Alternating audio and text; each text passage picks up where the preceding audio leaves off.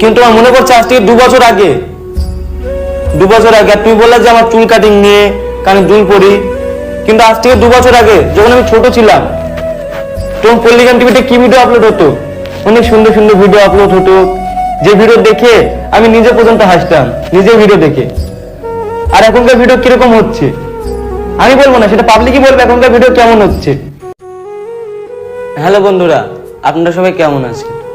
আশা করি অনেক ভালো আছেন। তো পল্লিগ্রাম টিভিতে আমাকে নিয়ে একটা ভিডিও আপলোড হয়েছে, তো আমি স্বপ্নেও ভাবিনি যেরকম ভিডিও পল্লিগ্রাম টিভিতে আপলোড হবে। তো ভিডিওটা দেখার পর অনেক খারাপ লাগলো এবং অনেক রাগও হলো, আবার অনেক ভালো লাগলো। তো পল্লিগ্রাম টিভিতে হারুন ভাইকে নিয়ে আমি কিছু বলবো। তো হারুন ভাই কি বললো ভিডিওতে, যে আমি নাকি মদ খেয়ে রাস্তায় পড়ে থাকি, মেরে কিনে ঘুরতে যাই, হোটেলে থাকি, সিগারেট খেয়ে বেড়াই, রাস্তায় সিগারেট খেয়ে বেড়াই। তো আমি যতটুকু জানি যে 18 বছর না হলে কোনো ছেলে মেয়েকে হোটেলে জায়গা দেয় না। আর তুমি তো নিজে মুখে বললা যে আমার বয়স 16 বছর। আপনারা হয়তো জানবেন, আপনারাও জানেন এই ব্যাপারটা। তো আপনারা আর বিচারটা করবেন, কমেন্ট অবশ্যই বলে যাবেন। আর তুমি কি বলেছিলা আমি নাকি তোমার ছোট ভাইয়ের মতো। তাহলে কি একটা বড় ভাই পারে তার ছোট ভাইয়ের দুর্নাম করতে, তা আবার সোশ্যাল মিডিয়াতে? আসলে তুমি আমাকে ছোট ভাই হিসেবে ভাবোইনি। যদি তুমি ছোট ভাই হিসেবে ভাবতা তাহলে তুমি আমাকে নিয়ে সোশ্যাল মিডিয়ায় এইসব ভিডিও বলতা না, কিন্তু তুমি আমাকে ছোট ভাই হিসেবে ভাবোইনি। আর তারপরে বলবো মিলন স্যারকে। তো মিলন স্যারকে আমি যথেষ্ট সম্মান করি। তো মিলন স্যার বললো যে সবিককে অনেক ভালো ভাবতাম, আর দিন দিন তার ব্যবহার অনেক খারাপ। বললেন আমি নাকি আপনার সামনে সিগারেট খেয়ে বেড়াই, এই করি ওই করি। কিন্তু আপনি কি বুকে হাত দিয়ে বলতে পারবেন যে আপনাকে আমি খারাপ ভাষায় কথা বলেছি, আপনাকে আমি আপনার সামনে আমি সিগারেট খেয়েছি? বলতে পারবেন? কখনো বলতে পারবেন না। কিন্তু আজ সোশ্যাল মিডিয়াতে এই কথাটা কেন বললেন যে আমি অনেক খারাপ ছেলে, এই করি ওই করি? আপনার বাড়িতে আমি গিয়েছি, আপনি তো দেখেছেন যে আমি কেমন ছেলে। আমি বলবো না যে আমি ভালো ছেলে, যেহেতু আপনারা বলেছেন। তারপরে আছে মতিউলদা কি বললেন যে শফিক অনেক খারাপ ছেলে, তাকে বুঝিয়েছি, সে আমাদের কথা বোঝেনি। তো মতিউলদা, তুমি আমাকে কবে বোঝালে বলো? কোনদিন বোঝাওনি। তুমি ভুলে যাচ্ছ একটা কথা। সাথে মনে আছে একদিন আমি, তুমি আর উসমানদা ছিলাম।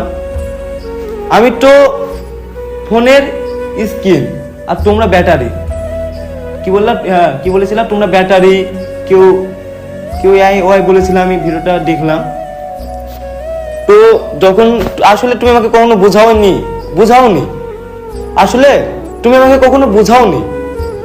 তুমি আমাকে যেসব কথা বলেছিলা সেই সব কথা রেকর্ডিং কিন্তু আমার ফোনে আছে। আমি পারলে কিন্তু এখন শোনাতে পারি তোমার সব কথা। সাথে মনে আছে কি, তোমার কথা মনে পড়ছে যে তুমি আমাকে কি বলেছিলা সাথে? সেই রেকর্ডিংটা কিন্তু আমার ফোনে আছে। সেই রেকর্ডিংটা আমি আমার মালিককেও শোনাইনি, কারণ আমি তোমাদেরকে অনেক সম্মান করি, অনেক ভালোবাসি।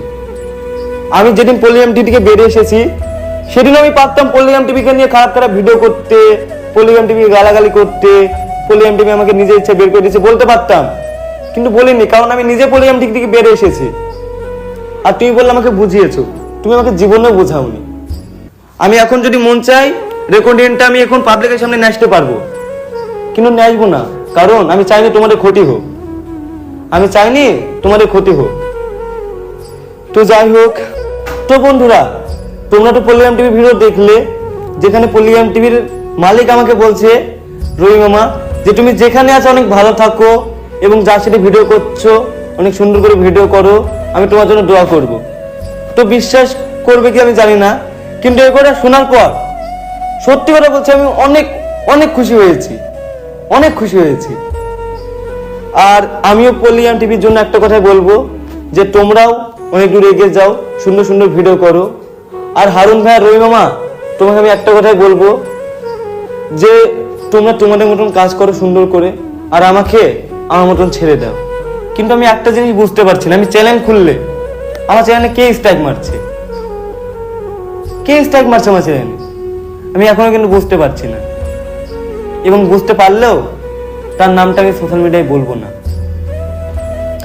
আর আমি চাই পল্লিয়াম টিভিতে হয়তো আমি ভিডিও করতাম আগে, কিন্তু এখন করিনি।